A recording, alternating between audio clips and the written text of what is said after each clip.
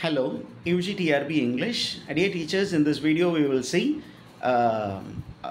informations about ode, epic and elegy.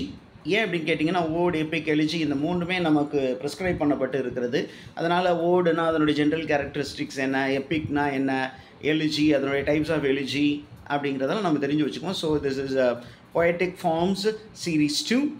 In this video you will have detailed information about the definition of ode, the various types of ode and examples, epic definition, characteristics, types, and elegy அதனுடைய definition, characteristic, types with examples. Okay, now we get into this video, and before getting into the video let me give you some information. என்ன அப்படின்னு கேட்டிங்கன்னா இப்போ நிறைய பேர் வந்து UGTRB ஒரு மாத காலம் எக்ஸாம் வந்து தள்ளி போயிருக்கிறதுனால நல்ல ப்ரிப்பேர் பண்ணலாம் அப்படிங்கிற ஒரு முனைப்போடு என்ன பண்ணுறீங்க அப்படின்னு சொன்னால் நம்ம யூடியூப்பில் வீடியோஸ் ஏதாவது அவைலபிளாக இருக்கா அப்படின்னு பார்க்குறீங்க. நம்ம சேனலுடைய வீடியோஸ் எல்லாம் ப்ளேலிஸ்ட்டில் இருக்குது. ஓகே, நீங்கள் வீடியோவுக்கு இல்லை டிஸ்கிரிப்ஷன் இருக்கும், அந்த டிஸ்கிரிப்ஷனில் பக்கத்தில் இருக்கக்கூடிய அந்த டேப்லாம் கொஞ்சம் எக்ஸ்ப்ளோர் பண்ணி பாருங்கள். ஓப்பன் பண்ணிங்கன்னா நமக்கு எல்லா 10 யூனிட்டுக்கும் எக்ஸப்ட் 9th யூனிட் நம்ம அதை பற்றி ப்ரிப்பேர் பண்ணிக்கிட்டு இருக்கோம். நமக்கு இன்னும் டைம் இருக்குது. மற்ற எல்லா யூனிட்ஸுக்கும் ஏறக்குறைய 90% ஆன வீடியோஸ் போட்டு வச்சுருக்கிறோம். நிறைய இன்ஃபர்மேஷன்ஸ் உங்களுக்கு அங்கே இருக்குது. So please do that. Also நம்ம ஒரு டெஸ்ட் பேட்ச் ஸ்டார்ட் பண்ணி போயிட்டுருக்கு. நமக்கு 30th ஒரு நியூ பேட்ச் ஸ்டார்ட் ஆகுது. those are interested can also find the WhatsApp link for joining and the fee details in அந்த டேட்டு ஷெட்யூல் எல்லாமே இந்த பர்டிகுலர் வீடியோவுடைய டிஸ்கிரிப்ஷனில் கொடுக்கப்பட்டு இருக்குது. அதனால் அதையும் பார்த்து நீங்கள் யூஸ் பண்ணிக்கலாம். Okay, now let's get into the video. Okay, now coming to what is an ode. ode என்றால் என்ன அப்படின்னு கேட்டிங்கன்னா ode is a lyric poem. Basically it's a lyric poem. Okay, it's a short lyric poem. And what does an ode do அப்படின்னா it praises an individual, an idea or an event. பார்த்திங்கன்னா இதெல்லாம் ரொம்ப ஃபேமஸான words இருக்குது. என்ன அப்படின்னா ode to on Saint Cecilia's day, Dryden அப்படிங்கிறவர் நமக்கு ரொம்ப ஃபேமஸாக வருவார். அதுக்கப்புறம் பார்த்திங்கன்னா நமக்கு ரொம்ப ஃபேமஸ் அப்படின்னு கேட்டிங்கன்னா ஜான் கீட்ஸ். த கீட்ஸ் அவருடைய ஓட் ஆஃப் 1819 அவருடைய ஃபேமஸ் வேர்ட்ஸ் எல்லாம் இருக்குது. அதெல்லாம் இங்கிலீஷ் வேர்ட்ஸு. நான் getting to know something about ode. எங்கே இந்த ஓட் ஆரிஜினேட் ஆச்சு அப்படின்னா எங்கே தொடங்கியது, எங்கே இது ஃபஸ்ட்டு யூஸ் பண்ணாங்க அப்படின்னா it started in Greece and it was accompanied by music and it is very very formal in tone. ரொம்ப ஃபார்மல் அக்கேஷனுக்கு தான் இந்த ஓடை யூஸ் பண்ணிக்கிட்டு இருந்தாங்க. ஓகே, பாருங்கள், what is the etymological meaning, root word என்ன அப்படின்னு கேட்டிங்கன்னா the word ode comes from the Greek word eidein.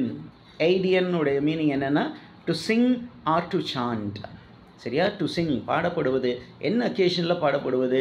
Normally on ceremonial on ceremonies, பெரிய முக்கியமான செரிமனியில். For example when there is a victory march, ஒரு அரசர் இன்னொரு நாட்டின் மீது போர் தொடுத்து வெற்றி பெற்று வரும்பொழுது, வாகை சூடி வரும்பொழுது அவரை புகழ்ந்து பாடுவதற்காக எழுதப்படுவது ஓட. ஓகே, அண்ட் நமக்கு ரொம்ப தெரிய வேண்டியது என்னென்னா the tone is highly formal, ரொம்ப ஃபார்மலாக இருக்கும். And it is highly structured and it follows the rules and regulations very strongly. It follows rules and regulations. Now moving on to what is the structure of an ode. Okay, இந்த க்ரீக்கில் இந்த ஓடுக்கான ஒரு structure இருக்குது. என்ன அப்படின்னா normally an ode contains 3 sections or it contains 3 stanzas. ஒவ்வொரு section, ஒவ்வொரு ஸ்டான்ஸாவும் ஒரு செக்ஷன். இதில் என்ன அப்படின்னு கேட்டிங்கன்னா the first stanza is called a strophe. Okay, the first section is called a strophe. And what does it contain? It consists of 2 or more lines repeated as a unit. Okay, 1 or 2 lines repeated as a unit. ஒரே யூனிட்டாக 2 line repeat ஆகிருக்கும். In modern usage, the term a strophe can refer to any group of words to form a distinct unit within a poem. வேறு போயத்தில் ஒரு 2 line ஒன்றா சேர்ந்து ஒரு யூனிட்டாக வந்ததுன்னா அது கூட ஓடல் அப்படிங்கிற ஸ்ட்ரக்சருக்குள்ளே வரும். Now, what is antistrophe? Antistrophe அப்படின்னு கேட்டிங்கன்னா this also follows the same structure like the strophe, but என்ன டிஃபரன்ஸ் அப்படின்னு கேட்டிங்கன்னா, this stanza offers a thematic counter balance. அது வந்து அது வந்து ஒரு ஆஸ்பெக்ட் ஆஃப் த ப்ராப்ளம் கொடுத்ததுன்னா இது அதுக்கு கவுண்டர் கொடுக்குற மாதிரி அமையும். That is called antistrophe. Then what is the next stanza? It is called epode. Epode அப்படின்னு கேட்டிங்கன்னா, epode contains a distinct metre. ஒரு பர்டிகுலர் மீட்டரில் எழுதுவாங்க. and its length is slightly different from strophe and antistrophe. Okay, now we will see about it in detail. Okay, அதை பற்றி எல்லா இன்ஃபர்மேஷனும் இதில் இருக்கும். Now what are the types of ode? ஓடுன்னு சொல்லும் பொழுது அதில் 3 பார்ட்ஸ் இருக்குது. அதே மாதிரி 3 டைப்ஸ் இருக்குது. there are 3 types of ode. ரொம்ப ஃபேமஸான ஓடு என்ன அப்படின்னா பிண்டாரிக் ஓடு. பிண்டார் அப்படிங்கிற அவர் வந்து இந்த ஓடை வந்து ரொம்ப ஃபேமஸாக யூஸ் பண்ணியிருக்கிறாரு. த ancient Greek poet Pindar, who lived during the 5th century BC, he is the one who is considered to be the originator of he is credited with creating ode poetic form. ode அப்படிங்கிற ஃபார்மை originate பண்ணது அப்படிங்கிறது பிண்டார் என்று நம்பப்படுகிறது. Okay, அவருடைய பிண்டாரிக் ஓடு என்ன இருக்கும் அப்படின்னு கேட்டிங்கன்னா, ஏற்கனவே சொன்னது தான், ஸ்ட்ராஃபியும் இருக்கும், ஆன்டிஸ்ட்ராஃபியும் இருக்கும். அண்ட் தென் இந்த ரெண்டையும் மெலோடியஸாக லிங்க் பண்ணக்கூடிய ஒரு ஈபாட் இருக்கும். ஓகே, நம்ம ஏற்கனவே சொன்ன விஷயங்கள் ஒரு சிலது வேறு மாதிரி ரிப்பீட் ஆகிருக்கும். என்ன அப்படின்னா, பிண்டாரிக் ஓட்ஸில் என்ன இருக்கும் அப்படின்னா, there will be irregular line lengths and rhyme schemes. Rhyme scheme டிஃப்ரெண்ட்டாக இருக்கும், இர்ரெகுலராகவும் சென்டென்ஸ் லென்த்தியாக இருக்கும். நம்ம ஏற்கனவே சொன்னது தான், this is for important occasions, for important ceremony. ஒரு பெரிய ஒரு ப்ரொசஷன்லாம் வருது, யாரோ ஒரு பெரிய மனிதரை வந்து புகழ்ந்து பாடணும், அல்லது ஒரு ரிச்சுவலிஸ்டிக் செலிப்ரேஷன் இருக்குது, இறைவனை புகழ்ந்து பாடுவது, அந்த மாதிரி விஷயங்களில் வரும் பொழுது ஓகே இந்த பிண்டாரிக் ஓடை தான் யூஸ் பண்ணுவாங்க. பர்டிகுலர்லி இந்த க்ரீக் வேர்ல்டில் என்ன பண்ணுவாங்கன்னா, Greek world is known for its games. அந்த க்ரீக் கேம்ஸ் எல்லாம் நடக்கும் பொழுது அங்கே வின்னர்ஸ் அவங்கள பற்றி புகழ்ந்து பாடுவதற்கும் ஆடுவதற்கும், அப்போ பாட்டோடு ஆட்டம் அப்படின்னு சொல்லும்பொழுது மியூசிக்கும் சேர்ந்து வரும். So an ode form is used. Okay, now Pindaric odes were revived in 1550s in France, and there in the French world we find many followers of Pindar. சரி, இங்கிலீஷில் இல்லையா சார் அப்படின்னு கேட்டிங்கன்னா, இங்கிலீஷில் ரொம்ப ஃபேமஸ் என்ன அப்படின்னு கேட்டிங்கன்னா, we call it as immortality ode by William Wordsworth. அந்த இம்மோர்டாலிட்டி வோர்டு பார்த்திங்கன்னா is based on Pindar. Pindaric ode format தான் அதில் பயன்படுத்தியிருப்பார். Okay, Pindaric ode structure is used by Wordsworth. Very good. அப்போது உங்களுக்கு இந்த இன்ஃபர்மேஷன் கிடச்சிருக்கும். Now we move on to the next one, Horatian ode. Horatian அப்படின்னாவே நீங்கள் கெஸ் பண்ணியிருப்பீங்க, it is associated with Roman poet Horace, who lived in the 1st century BC. இவருடைய ஹொரேஷியன் ஓடுடைய difference என்ன அப்படின்னா, it consist of 2 or 4 line stanza that share the same meter, rhyme scheme, length. Okay, 2 or 4 line stanza. அதில் ஒரே மாதிரியான rhyme இருக்கும். For example, AB அப்படின்னா அடுத்தது AB அப்படின்னு இருக்கும். அப்போ 1 3 2 4 அந்த லாஸ்ட் வந்து ரைம் ஆகும். சரி, இவர் என்ன பண்ணார், பிண்டாரிக் ஓடு என்ன பண்ணார்னா, அது வந்து ரொம்ப எலிவேட்டட் ஸ்டைல் பிண்டார். ஓகே, பிண்டாருடைய சப்ஜெக்ட் மேட்டர் வந்து ரொம்ப எலிவேட்டட், அதே நேரத்தில் அதனுடைய ஸ்டைலும் அது மாதிரி இருக்கும். சப்ஜெக்ட் மேட்டரும் பெருசு, ஸ்டைலும் அதுக்கு ஈக்குவலாக வந்து ரொம்ப ஹையாக இருக்கும், ரொம்ப ஃபார்மலாக இருக்கும். ஆனால் ஹொரேஷியன் ஓடு என்ன ஆச்சு, ஹாரிஸ் என்ன பண்ணார் அப்படின்னா, he made some changes to explore or imitate scenes of daily life. அந்த பெரிய ஒரு ஓடு அப்படிங்கிற ஃபார்மேட்டை எடுத்து ஆர்டினரி லைஃபுக்கு அதை யூஸ் பண்ண ஆரம்பித்தார். So Horace broke away, he broke away from the regular structure அப்படிங்கிறது நமக்கு இங்கே இன்ஃபர்மேஷன் இருக்குது. he broke away from the strict structure of Pindaric ode. Okay, and focused on what? இவர் என்னத்தை ஃபோக்கஸ் பண்ணார் அப்படின்னா he focused on something which is more personal and informal. அப்போ பிண்டாரி கோடு வந்து it is impersonal and formal. Horace உடையது it is personal and informal. Okay, that is the information that is available for you. And இந்த Horatian ஓட ரொம்ப அதிகமாக use பண்ணது யார், major theme என்ன, what is the major theme? Okay, the major theme of Pindaric ode, Horatian ode என்ன அப்படின்னு கேட்டிங்கன்னா ஃப்ரெண்ட்ஷிப், லவ் அண்ட் போய்ட்ரியை பற்றி கூட சில நேரங்கள் என்ன பண்ணாங்க, they started writing, okay, Horatian ode. Okay, Horatian ode அப்படின்னு சொன்னீங்கன்னா அதில் மாஸ்டர் வந்து ஜான் கீட்ஸ். Horatian ஓடில் மாஸ்டர் ஜான் கீட்ஸ். ஏன் அப்படின்னு பார்த்தீங்கன்னா கீட்ஸ் என்ன பண்ணார் அப்படின்னு சொன்னீங்கன்னா அவருடைய ஃபேமஸ் ஓட்ஸ் ஆஃப் 1819 என்ன பண்ணார், he presented what is beautiful, then lushy, very rich imagery, and then deep exploration of poet's own emotion. தன்னுடைய எமோஷன்ஸை அதை பற்றி அவர் பண்ணார். Now what are the famous examples that we have regarding odes? Okay, என்ன அப்படின்னு கேட்டிங்கன்னா ode on a Grecian urn to autumn, பார்த்தீங்கன்னா இது சீசனை பற்றி, அது வந்து ஒரு ஆப்ஜெக்டை பற்றி, அது ஒரு பேர்டை பற்றி, அந்த பேர்டை பார்க்கும் பொழுது தனக்குள் எழுந்த அந்த ஃபீலிங்ஸ் எமோஷன்ஸை பற்றி. ஓகே, ரொம்ப நல்ல ஸ்டைலிஷாக ஒரு போயம் எழுதினார் John Keats. Now coming to the English odes, we call it as irregular ode. Irregular வேர்டுக்கு இன்னொரு பேர் வந்து இங்கிலீஷ் வேர்டு. அந்த இர்ரெகுலர் வேர்டுக்கு இன்னொரு பேர் என்ன அப்படின்னா கவ்லியன் ஓடு. It's called கவ்லியன் ode. ஏன் அப்படின்னா English poet Abraham Cowley he used this ode. Okay, he used this ode. இது பார்த்தீங்கன்னா இந்த இர்ரெகுலர்னு டைட்டிலே இருக்குது அப்படின்னா it is completely different from, okay, Pindaric form and Horatian form. இதில் என்ன இருக்கும் அப்படின்னா, okay, it includes rhyme as well as irregular verse structure. ரைம்லையும் இர்ரெகுலராக இருக்கும், வேர்ஸ்லையும் இர்ரெகுலராக இருக்கும். அதுக்கு ஃபேமஸான எக்ஸாம்பிள் அப்படின்னு கேட்டிங்கன்னா Allen Tate's Ode to Confederate Dead written in 1928 அப்படிங்கிற ஒரு எக்ஸாம்பிள் நமக்கு இருக்குது. Okay, now coming to epic, the next topic, ரொம்ப ரொம்ப முக்கியமான டாபிக். ஏன்னா நமக்கு ஒரு சில எபிக்ஸ் வந்து ப்ரிஸ்கிரைப் பண்ணப்பட்டு இருக்கிறது. ஓகே, அதனால் வாட் இஸ் an epic அப்படின்னு கேட்டிங்கன்னா epic is a narrative poem. Basically நம்ம ஏற்கனவே பார்த்தது தான். அண்ட் அரிஸ்டாட்டில் எப்பிக்கை பற்றி ரொம்ப பெரிய அளவுக்கு பேசியிருக்கிறார். Epic is discussed by Aristotle in his Poetics. He considers epic to be a very important form. Okay.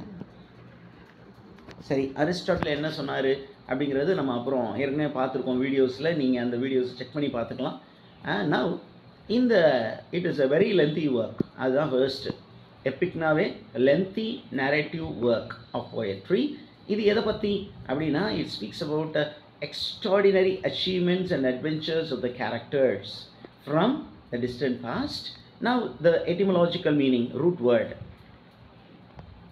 Root வேர்டில் எப்பிக் எங்கேருந்து வருது அப்படின்னு கேட்டிங்கன்னா it comes from the Greek term epos. Epos அப்படின்னா it is a story, a story word poem. It's a story word poem.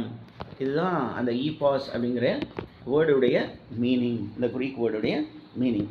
Now எங்கே originate ஆச்சு அப்படின்னு சொன்னால் இந்த epics they are the oldest once. ஏன் அப்படின்னு கேட்டிங்கன்னா க்ரீக்கில் ஹோமர் அப்படின்னு ஒரு பெரிய ஜாம்பவான் இருந்தார்.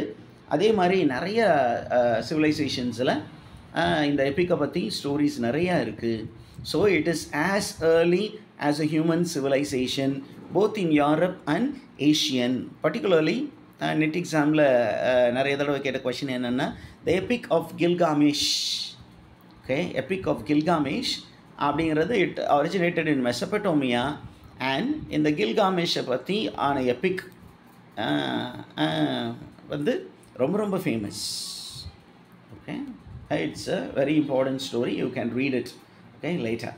நவ் ஒரு எப்பிக்குடைய கேரக்டரிஸ்டிக் ஃபீச்சர் என்னவா சார் இருக்கும் அப்படின்னு கேட்டிங்கன்னா இதனுடைய மீட்டர் அப்படிங்கிறது ரொம்ப ஃபிக்ஸ்டு கிடையாது. ஏன் அப்படின்னா ஒவ்வொரு கல்ச்சருக்கு தகுந்தாப்பில் ஒவ்வொரு நேஷ்னாலிட்டியில் ஒவ்வொரு கல்ச்சருக்கு தகுந்தாப்பில் மீட்டர் மாறுபடும். ஆனால் க்ரீக்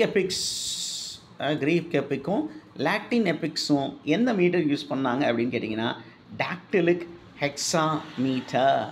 ஓகே, இந்த டாக்டிலிக் ஹெக்ஸாமீட்டரில் எழுதுனாங்க. அரிஸ்டாட்டில் இதை பற்றி பேசியிருக்கிறாரு. Okay, then old Germanic epic Beowulf இருக்கு இல்லையா, Beowulf Scandinavian epic, old Germanic அப்படிங்கிற அந்த first national epic of England. It was written in non-rhyming alliterative words. Non-rhyming, rhyme ஆகக்கூடாது, but alliterative words. In the first consonant of every word should rhyme. Okay, later in English literature ரொம்ப பெரிய ஒரு poem அப்படின்னு சொன்னீங்க, epic poem அப்படின்னு சொன்னீங்கன்னா it is Fairy Queen. Okay, இந்த Fairy Queen என்ன மீட்டரில் யூஸ் பண்ணாங்க அப்படின்னு கேட்டிங்கன்னா it was written in Spenserian stanza and in blank words, unrhymed iambic pentameter. அது யூஸ் பண்ணார். ஓகே, யார்? Edmund Spenser. நவ் இந்த எபிக் ஃபார்மில் என்னென்ன மேஜர் ஃபீச்சர்ஸ் இருக்கும் அப்படின்னு அப்படியே கண்டினியூ பண்ணுறோம். என்ன அப்படின்னா முக்கியமாக அப்படிங்கிறன்னா style is very very formal, ரொம்ப formal style. And the narration will be third person narration. அதுலேயும் it will be third person omniscient narration. Omniscient narrationனா detached narrative. நார்மலி ரொம்ப முக்கியமானது என்ன அப்படின்னா பிகின் பண்ணும் பொழுது இறை வணக்கம் ஏதாவது ஒரு மியூஸை இன்வோக் பண்ணுவாங்க. நம்ம மில்டன் பார்த்தீங்கன்னா என்ன பண்ணுறாரு, he invokes Urania. Okay, who is Urania, ஏன் அவர் யுரேனியாவை இன்வோக் பண்ணார் அப்படிங்கிறதுக்கெலாம் நீங்கள் தான் ஆன்சர் வந்து எனக்கு கமெண்ட் செக்ஷனில் போடணும். Urania is the celestial deity, the sky deity. அப்போ இவர் வந்து யாரை மைண்டில் வச்சார் அப்படின்னா he was keeping in mind the Holy Spirit அப்படின்ற மாதிரி நிறைய ரிசர்ச் ஒர்க் இருக்குது. திருப்பியும் நான் சொல்கிறேன், இதெல்லாமே ரிசர்ச் ஃபைண்டிங்ஸ் தான் நான் உங்களுக்கு சொல்லிக்கிட்டு இருக்கேன். அண்ட் நவ் என்ன அப்படின்னா காலம் கடந்த கதைகள், காலத்தை கடந்து நிற்கக்கூடிய கதைகள், அதை பற்றி மக்கள் மனதில் நீங்காமல் நிலைத்து நின்ற கதைகளை தான் பின்னாடி பெரிய அளவில் எபிக்ஸாக கொண்டு வந்தாங்க. அண்ட் ரொம்ப முக்கியம் என்ன அப்படின்னா there will be a hero who will be in a quest. quest அப்படின்னா எதையோ ஒன்றை தேடி போவார். we call it as a quest myth. கால் யூங் அதை பற்றி பேசுவார். நீங்கள் சைக்கோ அனலிட்டிக்கல் கிரிட்டிசிசம், அங்கே பார்த்தீங்கன்னா யூங்கியன் கிரிட்டிசிசம்னு சொல்லுவோம். ஓகே, அவர் என்ன பண்ணுவார், quest myth அப்படிம்பார். quest myth அப்படின்னு வரும் பொழுது ஒரு ஹீரோ வந்து என்ன பண்ணுறான் அப்படின்னு சொன்னால் from his place he'll be going in search of something. நமக்கு இருக்குது ரொம்ப ஃபேமஸாக நமக்கு டிஎஸ் எலியட் அப்படிங்கிற அந்த ரைட்டர் வந்து த வேஸ்ட் லேண்ட் அப்படிங்கிற போயத்தில் he manipulates on something called the Holy Grail quest myth. Holy கிரெயிலை தேடி இயேசு கிறிஸ்து பயன்படுத்திய அந்த ஹோலி கிரெயில், அந்த ஹோலி கிரெயில் எங்கே இருக்கோ அங்கே வந்து நல்ல வளமை இருக்கும் அப்படிங்கிறதுனால ஒரு பேரன் லேண்ட்லேருந்து ஒரு நைட் என்ன பண்ணுறாரு, he goes in search of this holy grail. And அந்த ஹோலி கிரெயில் அவர் ரீச் பண்ணும்போது என்ன ஆகும், there will be thunder and lightning in his place, which means there will be raining there. அப்போ அந்த மாதிரி பெரிய ஒரு ஜேர்னியை இந்த போயம் சொல்லும். ஃபார் எக்ஸாம்பிள் நம்ம பாரடைஸ் லாஸ்ட் இருக்குது, யார், ஜான் மில்டன். அதில் Satan's journey in order to take revenge on God. God படைத்த ஆடம் அண்ட் ஈவை காடுக்கு எதிராக திருப்புறதுக்காக Satan undertakes a very long tedious journey and how he turns men against God. அதுதான் பாரடைஸ் லாஸ்டுடைய ஸ்டோரி. அதுக்கப்புறம் பார்த்தீங்கன்னா it deals with the bravery of a hero. அவனுடைய ரெசல்யூஷன், அவன் ரொம்ப ஸ்ட்ராங்காக டிட்டர்மெண்டாக அவன் செய்யணும், நான் செய்த வேலையை முடிக்கணும் அப்படிங்கிற முனைப்போடு இருக்கக்கூடிய ஒரு விஷயம் இருக்கும். அதற்கப்புறம் பார்த்தீங்கன்னா there will be lot of supernatural interventions. நீங்கள் பார்த்தீங்கன்னா இந்த பாரடைஸ் லாஸ்ட் எடுத்திங்கன்னா நம்ம Satan he is the villain, but அவரை பார்த்திங்கன்னா மில்டன் வந்து ரொம்ப ஹீரோ மாதிரி காட்டியிருப்பார். அவர் வந்து இந்த ஈடன் கார்டனுக்குள்ளே என்ட்ராகிறதுக்கு முன்னாடி he will face lot of obstacles. Okay, அந்த அப்டிக்கல்ஸை கடந்து எப்படி போய் அவர் வெற்றி பெற்றார் அப்படிங்கிறது அதில் டிஸ்கிரைப் பண்ணப்பட்டு இருக்கும். நவ் இது பார்த்திங்கன்னா அடுத்த டாபிக்குள்ளே போகிறோம். அதாவது எப்பிக்கில் இன்னொரு டாபிக் என்ன அப்படின்னு கேட்டிங்கன்னா, நமக்கு எல்லாருக்குமே ரொம்ப பரிச்சயமான ஒரு topic, that is mock epic. Epic அப்படின்னா it is very serious work of art. Epic is serious form, ரொம்ப சீரியஸாக இருக்கும். Serious form dealing with serious subject, ரொம்ப சீரியஸான சப்ஜெக்ட். இந்த உலக மக்களை பாதிக்கக்கூடிய, எல்லாரையும் பாதிக்கக்கூடிய ஒரு சில இன்சிடென்ட்ஸ் எடுப்பாங்க. ஃபார் எக்ஸாம்பிள், இந்த உலக மக்கள் கிறிஸ்டியானிட்டி என்ன பிலீவ் பண்ணுதுன்னா, the fall of Adam and Eve is the fall of the whole humanity அப்படிங்கிற ஒரு கான்செப்ட் இருக்குது. அதனால தான் என்ன பண்ணுறாரு நம்ம ஜான் மில்டன் என்ன சொல்கிறாருன்னா, of man's first disobedience and his fall அப்படின்னு ஓப்பனிங் லைனாக வைக்கிறாரு பாரடைஸ் லாஸ்ட்டில். பாரடைஸ் லாஸ்ட்டில் ஓப்பனிங் லைன் என்ன, of man's first disobedience and his fall that cost our sufferings அப்படின்னு சொல்கிறார். இன்றைக்கி ஒரிஜினல் சின் அப்படிங்கிற ஒரு கான்செப்ட் கிறிஸ்டியானிட்டியில் இருக்குது. எல்லா குழந்தையும் பிறக்கும் பொழுது அந்த பாவம் என்ற நிலையில் தான் பிறக்கிறாங்க. And they have to be cleansed of this and that is by baptism. அது ஒரு ஞானஸ்தானம் அப்படிங்கிற ஒரு திருவுற்சாதனம் அப்படிங்கிற ஒரு விஷயத்தை கிறிஸ்டியானிட்டி வச்சுருக்கு. அந்த பாவ நிலையிலிருந்து நம்மளை முழுமையாக நீக்கணும்னா இயேசு கிறிஸ்துனுடைய ரத்தம் தேவைப்படுகிறது. அதை டாக்டர் ஃபாஸ்டஸ்லேயும் ஒன்று மார்லோ சொல்லியிருக்கிறார். One blood can save your soul Faustus அப்படின்னு ஒரு ஓல்டு மேன் வந்து கடைசி நேரத்தில் கெஞ்சுவார், மிஸ்டீரியஸ் ஓல்டு மேன், நீ இப்போ திரும்பினா கூட Jesus Christ will be merciful to you அப்படின்னு சொல்லுவார். ஆனால் ஃபாஸ்டஸ் என்ன சொல்லுவார், கடவுள் என் மீது இரக்கம் காட்ட மாட்டார் அப்படின்னு அவரே கடவுள்கிட்டமிருந்து தன்னை தெரிவிக்கிறாரு. அதுதான் ஃபாஸ்டஸுடைய ப்ராப்ளம். இங்கே பார்த்தீங்கன்னா there is a parody, a parodyன்னு சொல்லுவாங்க இதை, parody, a parody on, there is a parody on. What is this parody on? Sorry, போயிடுச்சா? Right, okay. Parody, a parody on, parody அப்படின்னா mocking, ஒரு சீரியஸான ஒரு ஃபார்மை, சீரியஸான சப்ஜெக்டை பற்றி மட்டும் பயன்படுத்துவதற்காக இருந்த ஒரு ஃபார்மை, அதாவது எபிக் அப்படிங்கிற ஃபார்ம் வந்து ஒரு சீரியஸான ஒரு மேட்டர் எடுக்கணும், ஒரு சீரியஸான ஒரு கேரக்டர் எடுக்கணும், அந்த சீரியஸான ஒரு ஸ்டைல் இருக்கணும்.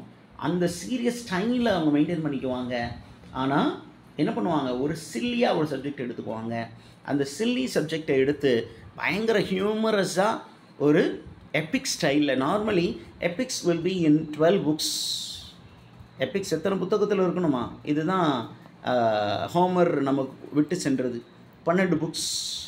It should be written in 12 books. Even Faerie குயினில் ஃபேரி குயின் எட்மண்ட் ஸ்பென்சர் என்ன பண்ணார், he wanted to write an epic about Queen Elizabeth and England. Okay, and England is utopia for him, ideal land for him. அவர் ஒரு Protestant, it's a Protestant Epic. எவ்வளோ information இந்த வீடியோவில் நான் உங்களுக்கு கொடுத்துட்ருக்கேன் பாருங்கள். ஓகே, அவர் என்ன பண்ணாருன்னா மொத்தம் 12 புக்கு எழுதணும் அப்படின்னு நினச்சாரு. But he was not able to complete it before his lifetime. 6 books அவருடைய லைஃப் டைமில் பப்ளிஷ் பண்ணப்பட்டது. அதில் 7th book ஒன்று அவருடைய இறப்பிற்கு பின்பு பப்ளிஷ் பண்ணப்பட்டது.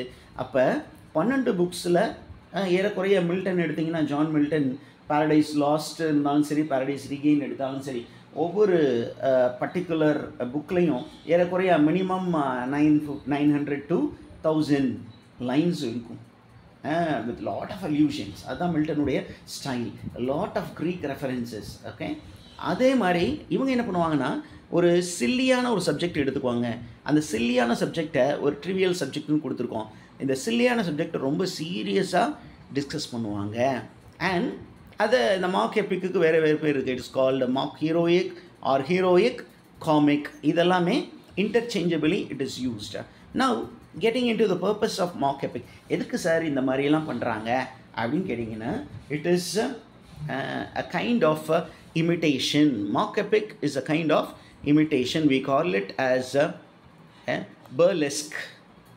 Burlesque of what? அந்த ஸ்ட்ரக்சரை காமெடி பண்ணுறது, அந்த ஆட்டிடியூட் ஆஃப் பீப்புளை கிரிட்டிசைஸ் பண்ணுறது, and the very convention of the எப்பிக்கையே கிரிட்டிசைஸ் பண்ணுறது. நீங்கள் when you take Alexander Pope's rape of the lock அதை எடுத்தீங்கன்னா, rape of the lock of hair. ஒரு பெண் வந்து என்ன பண்ணுவீங்கன்னா, இப்போ பெண்களெல்லாம் இந்த முன்னாடி சைடில் அந்த நெத்தியில் சைடில் ஒரு 1 or 2 லாக்ஸ் ஆஃப் ஹேர் வந்து என்ன பண்ணுவாங்க, அப்படியே முன்னாடி தொங்க விடுவாங்க.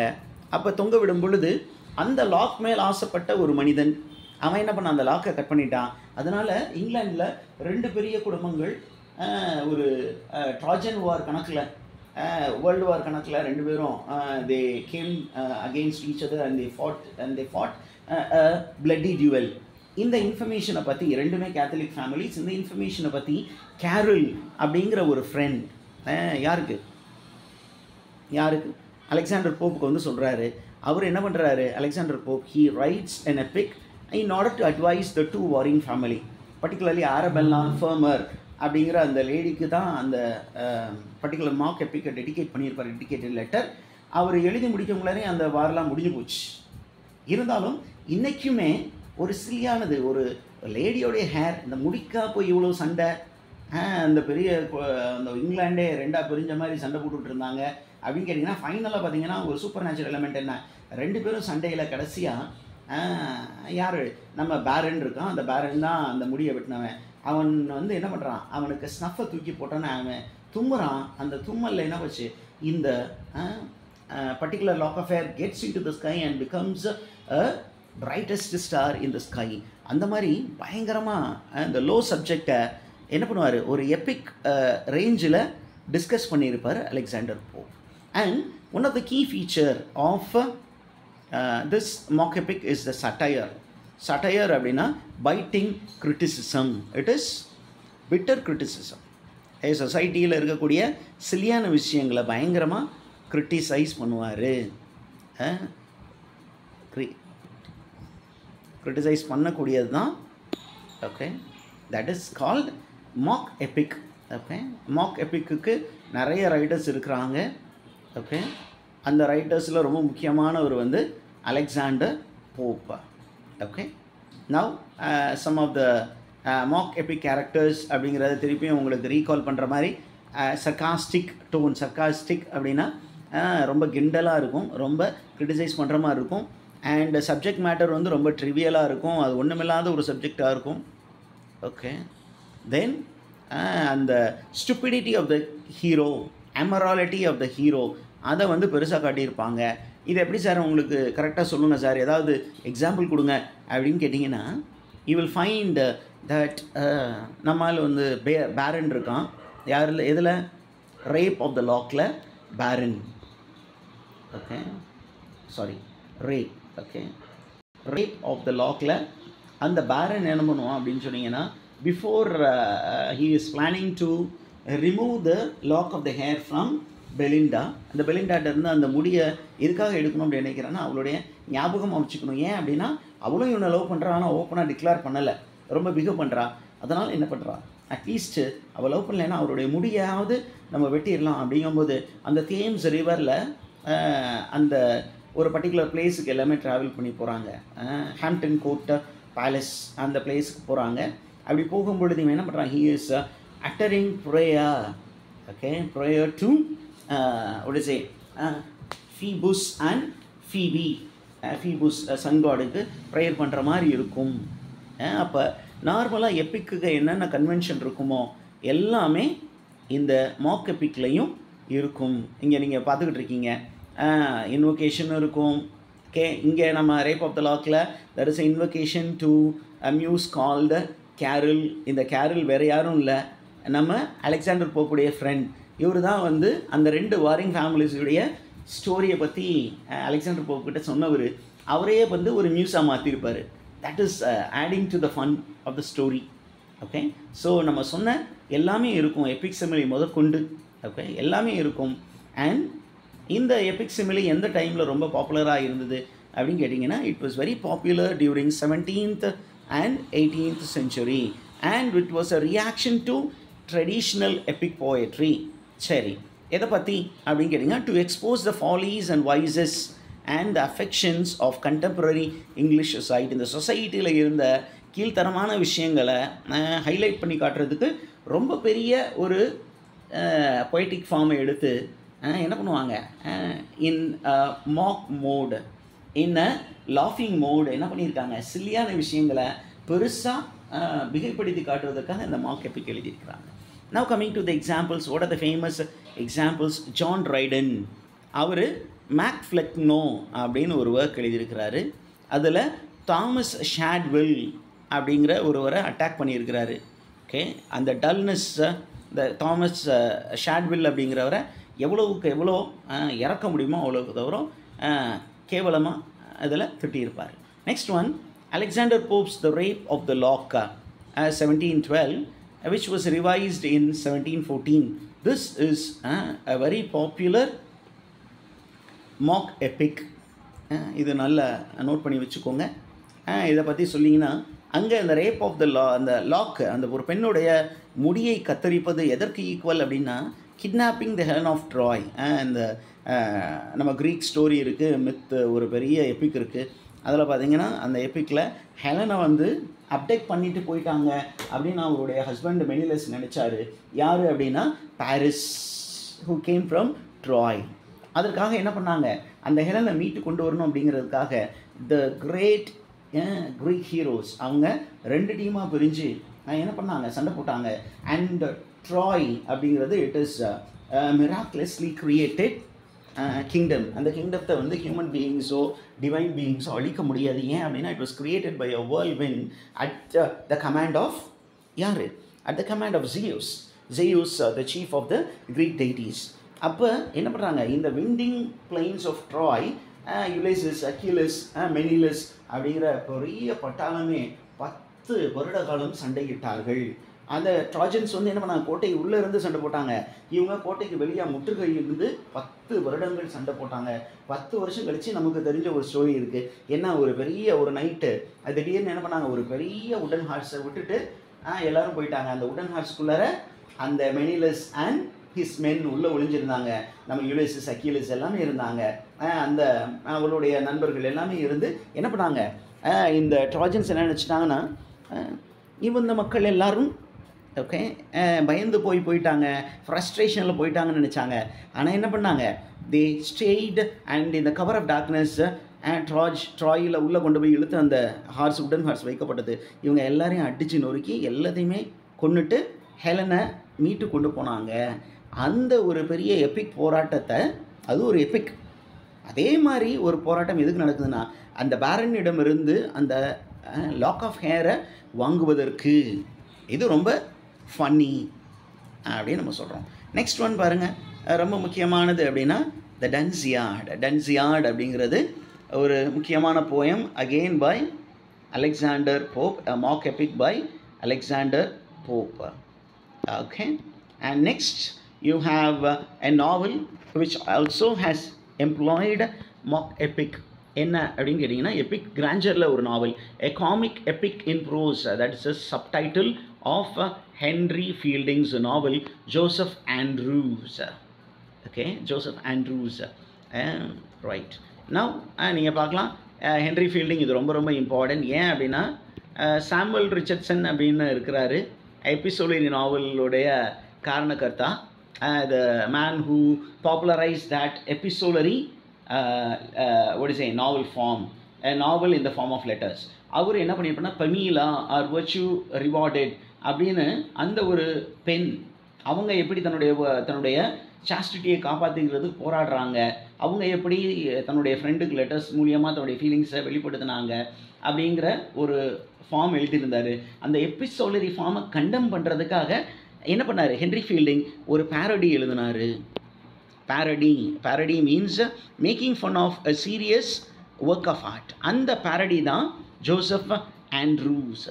Very good. அதற்கப்புறம் லார்ட் பைரன் பார்த்திங்கன்னா, லார்ட் பைரன் நமக்கு எல்லாருக்குமே தெரியும். அவர் பார்த்திங்கன்னா, he wrote a very famous mock epic என்ன அப்படின்னா டான் ஜுவான். ஓகே, அதெல்லாம் இருந்தது அப்படின்னு இருக்கு. நவ் லாஸ்ட் பிஃபோர் கோயிங் இந்த செக்ஷனை முடிக்கிறதுக்கு முன்னாடி இன்னும் ஒன்று இருக்குது, அந்த செக்ஷனையும் பார்த்துருவோம். ஏன் அப்படின்னா நமக்கு நாட்கள் ரொம்ப கம்மியாக இருக்குது. இது ரொம்ப ரொம்ப யூஸ்ஃபுல்லாக இருக்கும். எந்த எக்ஸாமுக்காக இருந்தாலும் நீங்கள் கண்ணை மூடிட்டு ப்ரிப்பேர் பண்ணிட்டு போய் உட்காரலாம். உங்களுக்கு இதில் இருந்தால் கொஷின் வரும். Okay, now coming to the origin. Sir எங்கே இருந்தது சார் இந்த ஜானர் ஆரிஜினேட் ஆச்சு? மாக் எபிக் ஜானர் எங்கேருந்து வந்தது அப்படின்னு கேட்டிங்கன்னா, it came from this one, the battle of the frogs and the mice. அந்த க்ரீக் டேர்மை பார்த்துக்கோங்க, ஒரு பெரிய டேர்ம் இருக்குது.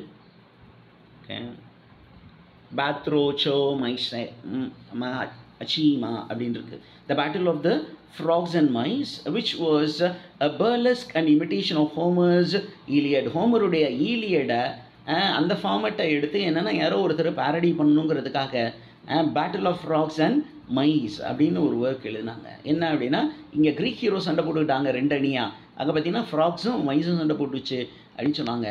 ஸோ அதிலிருந்து தான் இந்த mock tradition, mock epic tradition வந்திருக்கும், ஒரு மாக் ஹீரோயிக் ட்ரெடிஷன் வந்திருக்கும் என்று நம்பப்படுகிறது. Hope you have understood the concept. Now moving to elegy. Elegy அப்படின்னா சார் நமக்கு தெரியுமே சார் அப்படின்னு நீங்கள் சொல்லுவீங்க. Elegy is a poem which mourns the death of somebody. Okay, right? So the theme வந்து normally mourning, loss or reflection of a loss. Now நம்ம origin எங்கே origin ஆச்சு அப்படின்னா, இதுவும் க்ரீக் ஆரிஜின் தான். It originated from the Greek world and the root word etymological search அப்படின்னு பார்த்தீங்கன்னா root word. It is called elegia. And elegia means to mourn. Okay, and normally என்ன sir என்ன verse form எழுதுவாங்க அப்படின்னு கேட்டிங்கன்னா, normally it is written using elegiac couplet அப்படின்னா 2 வரிகள். And அதுக்குன்னு ஒரு வேர்ஸ் ஃபார்ம் இருக்குது, அது என்ன அப்படின்னு பின்னாடி பார்ப்போம். எதை பற்றி இருக்கும் அப்படின்னா, it deals with topics such as loss, death, love and war அப்படிங்கிற விஷயம் இருக்குது. ரைட், இதை பற்றி நம்ம அப்படியே கொஞ்சம் டீட்டெயில்டாக அடுத்ததில் பார்த்துருவோம். Some of the famous elegies என்ன? த ஃபேமஸ் எலிஜீஸ் பார்த்தீங்கன்னா, it is considered to be John Donne's Flea. Flea அப்படின்னா ஒரு பிளட் சைக்கிங் ஃப்ளீ, ஒரு இன்செக்ட், அதனுடைய டெத்தை என்ன பண்ணியிருக்காரு, மெட்டஃபாரிக்கலி டிஸ்கிரைப் பண்ணி ஒரு போயம் எழுதியிருக்கிறாரு. பட் அங்கே வந்து வெறும் ஃப்ளீயை மட்டும் அவர் சொல்லலை. He is having a kind of sexual description. ரத்தத்தை உறிந்தக்கூடிய ஒரு நபர். ஓகே, அந்த உறிஞ்சதுனால என்ன ஆச்சு அப்படிங்கிறது தான் அந்த poem. So it's a very famous epic. அதுக்கப்புறம் ஜான் மில்டன் நமக்கு ரொம்ப ரொம்ப முக்கியமான ஒரு writer. He has written a very famous poem called Lycidas. Lycidas யாருக்காக அப்படின்னு நீங்கள் கண்டுபிடிக்கணும். And it comes under a genre called pastoral elegy, and it's about a Christian theme. Okay, right. Next, Thomas Gray, elegy written in a country churchyard. யாருக்காக எழுதப்பட்டது, எந்த வருஷம் எழுதப்பட்டது? அது வந்து 1742, 1742 வருடம் இறந்து போன அவருடைய ரொம்ப ஃபேமஸான ஒரு நண்பர், ஒரு poet, unsung hero Richard west, அவருக்காக எழுதப்பட்டது தான் this one, elegy written in a country churchyard by Thomas Gray. It comes under churchyard group of poetry. அதுக்கப்புறம் ரொம்ப ஃபேமஸ் ஆனது அடோனியஸ். ஓகே, அடோனியஸ் அப்படிங்கிற ஒரு ஃபேமஸான எலிஜி, an elegy on the death of John Keats by P.B. Shelley. Adonais. Okay, அடோனியஸில் பாருங்கள் rhyme scheme என்ன அப்படின்னா, அவர் என்ன யூஸ் பண்ணியிருக்காரு, Spenserian style of iambic pentameter with rhyme scheme. This is Spencerian rhyme scheme. Spencerian stanza உடைய rhyme scheme. AB AB BC BC C அப்படின்னா. Okay, 1 2 3 4 5 6 7 8 9 line stanza. That is Spencerian stanza. அதுக்கப்புறம் வேறு ஏதாவது இருக்கா சார் அப்படின்னு கேட்டிங்கன்னா, ஏன் இல்லை, நிறைய இருக்குது. ஆல்ஃப்ரெட் லார்ட் டெனிசனுடைய In Memoriam, it's poem written to mourn the death of his brother-in-law Arthur Henry Hallam. அதுக்கப்புறம் Walt விட்மேனுடைய When Lilacs Last in Dooryard Bloomed, an elegy for Lincoln.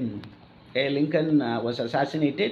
அந்த அசாசினேஷனுக்கு மூன் பண்ணுற மாதிரி the father of free verse, Walt Whitman, wrote a free verse poem. Okay, that is also an elegy. அதுக்கப்புறம் W.H. Audens in memory of W.B. Yeats, 1940. This is also a famous elegy. Okay, நார்மலாக என்ன இருக்கும் அப்படின்னா couplet use பண்ணியிருப்பாங்க and என்ன இருக்கும் a quatrain stanza. Quatrain அப்படின்னா 4 line stanza will be used. 4 line stanzaவை யூஸ் பண்ணியிருப்பாங்க. ரைம் ஸ்கீம் வந்து AB rhyme scheme and it will be written using iambic pentameter. Okay, and அதில் ஒரு ஃபார்மெட்டு தான் பாஸ்டரல் எலிஜி. பாஸ்டரல் அப்படின்னா it comes from the Greek word pastor means to graze. அப்போ ஒரு rural setting country சைடில் இருக்கும் அண்ட் இந்த pastor எலிஜியில் who will be the speaker அப்படின்னா a shepherd will be the speaker. தன்னுடைய நண்பரான இன்னொரு shepherd is dead அப்படிங்கிற மாதிரி ஒரு தீமேட்டிக்ஸில் இறந்து போன ஒரு சக ஆடி மேய்ப்பவருக்காக இன்னொரு மெய்ப்பெண் வந்து பாடுவதற்காக எழுதப்படுவது தான் பாஸ்டரல் எலிஜி. ரைட், இதை வந்து ரொம்ப பாப்புலராக யாரோட அசோசியேட் ஆச்சு அப்படின்னா it is associated with the Greek writer Theocritus, then with the Beons. Okay, and இன்னொரு ரைட்டர் இருக்கார் மாஸ்குஸ். இதில் ரொம்ப பாப்புலராக யாருடைய நேம் அடிப்படுது அப்படின்னா this man's Theocritus is considered to be the practitioner, பயன்பாட்டாளர். முதலாக அதை பயன்படுத்தினது இந்த Theocritus தான். அதற்கப்புறம் ரொம்ப ஃபேமஸாக யார் யூஸ் பண்ணா அப்படின்னா in Latin poetry Virgil. Okay, Virgil எழுதினார். அவர் என்ன எழுதினார்? எய்னிட் அப்படிங்கிற ஒரு ஒர்க் எழுதினார். ஓகே, அதில் இருந்தால் ஒரு பியூகாலிக்ஸ் அப்படிங்கிற ஒரு கான்செப்டே கொண்டு வந்தார். இப்போ ரொம்ப ஃபேமஸான பாஸ்டரல் எலிஜி இங்கிலீஷில் என்ன? Spenser's Astrophel, then Milton's Lycidas, Shelley's Adonais, Arnold's Thyrsis and scholar gipsy. இதுவும் அர்னால்டுடையது தான், ரொம்ப ஃபேமஸான போயம். அப்போ இது எல்லாமே நம்ம வச்சுக்கணும். ஆனாலும் என்ன அப்படின்னு கேட்டிங்கன்னா பாஸ்டரல் எலிஜியில் என்ன பண்ணாங்க அப்படின்னா ரூரல் லைஃப், ரூரல் சீனரி தான் ரொம்ப அதிகமாக இருந்ததுனால அவங்க அந்த ட்ரெடிஷ்னலாக இருக்கக்கூடிய ஒரு எபிக்குக்கான எலிஜிக்கான ஃபார்மேட்டை ஃபாலோ பண்ணலை. Elegy format, the traditional format was not followed. அதனால் என்ன பண்ணுச்சு, நிறைய குளறுபடிகள் இருந்தது. அதனால் என்ன பண்ணார் டாக்டர் சாமுவல் ஜான்சன் என்ன பண்ணார்? He condemned the form.